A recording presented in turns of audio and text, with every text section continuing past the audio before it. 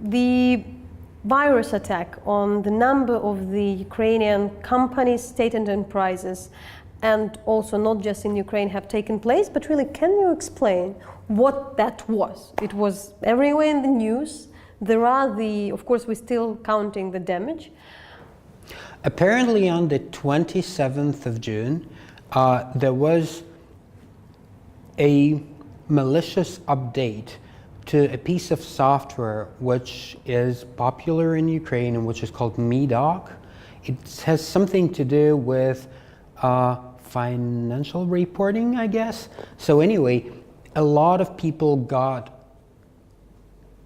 an update for that piece of software, which happened to be a piece of malware, and which spread across networks and encrypted information on a bunch of computers. And when I say bunch, I mean thousands of tens of thousands. This is huge. I don't know how much money people and companies have lost. It will probably take some time to count the damage. And then a lot of companies will be incentivized to say it's bigger than it actually was. And then a lot of people and companies would be incentivized to cover up the damage and say there was none. But still, this is something like really important on a global scale, because it's in the news on many IT-related websites and online places which never report on Ukraine otherwise. Of course, when we speak about Ukraine and something happening of that scale, the Russia pops up. We really don't. Attack attribution is a real job. There are people who can do it really well. It usually takes them time to figure out whether there is sufficient evidence that a particular threat actor has done that. So far, I have not seen anything convincing. A lot of times, government agencies are hit harder than businesses because they're protected worse. Because governments spend less money protecting themselves on the cyber front than businesses. Until we have real factual evidence about the attribution of the attack, we simply don't know. In your experience, how long might take, and what were the cases and precedents where the attribution had been? It usually takes weeks to months.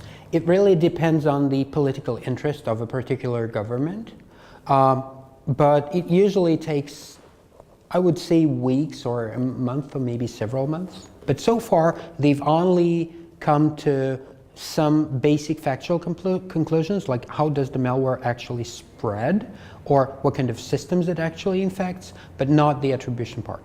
What was new for you? For me, what was actually, like, the attack itself on a technical level is nothing new technologically. However, every attack like that has a bigger and bigger scale in terms of impact on economy and on life. What was new for me is we're already in a place where a computer problem can stop commerce or travel or interfere with governments, which was not the case 10 years ago. Is there any special about Ukraine being so unsecure, so kind of not prepared for that? Or what would be your experience? There's actually nothing special about Ukraine as a country. It was a clever attack. It spread through a method that mostly worked in Ukraine, and so Ukraine suffered the most. If a different method was used, I would guess almost any other country in this region would probably not do much better. Another method about this kind of the way how genius could be the hackers from the post-Soviet space. Like all the political discussion is about Russian hacks, about people coming from this region. If we don't speak particularly about this attack, is it the case? Do we really, seen that there is something special taking place in the post-Soviet world? The post-Soviet region, the former Soviet Union, has a lot of really intelligent people, and those people are often paid very little, and so there is incentive for them to look for alternative ways of making money. I am not really convinced that ex-Soviet hackers are any better than German, Romanian, British, American, Chinese, or any other kind of hackers. However, people keep telling themselves and other people that story. This is human nature. But it is true that there is a huge hacker underground, including an extensive criminal underground in this region, including Ukraine. But that has to do with low living standards and the ability to do bad stuff and go unpunished, because the legal system may not work very well in a particular case involving computer crime. Finally, and then can we speak about the specific of the hackers' cooperation with the security services, with intelligence? IT people, like people representing other professions, routinely work with intelligence services. Sometimes the way it works, the way IT blogs and books describe that, somebody would do something wrong, and then he's approached by either law enforcement or intelligence, and then made an offer which he or she cannot refuse. But this is not specific to an ex-Soviet region. Reportedly, it works like that everywhere. The government is looking for talented IT people.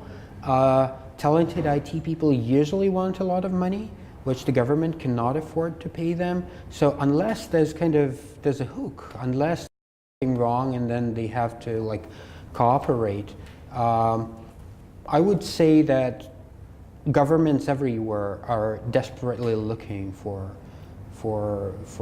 talent.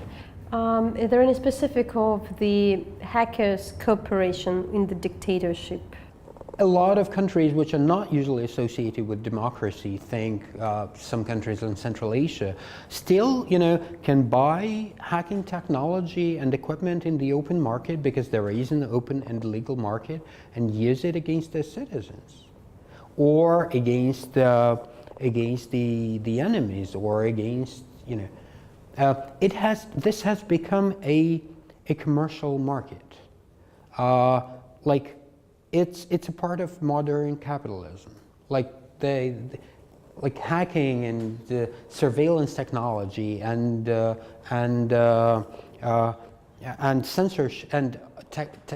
censorship technology is as much a part of modern capitalism as banking or industry or insurance.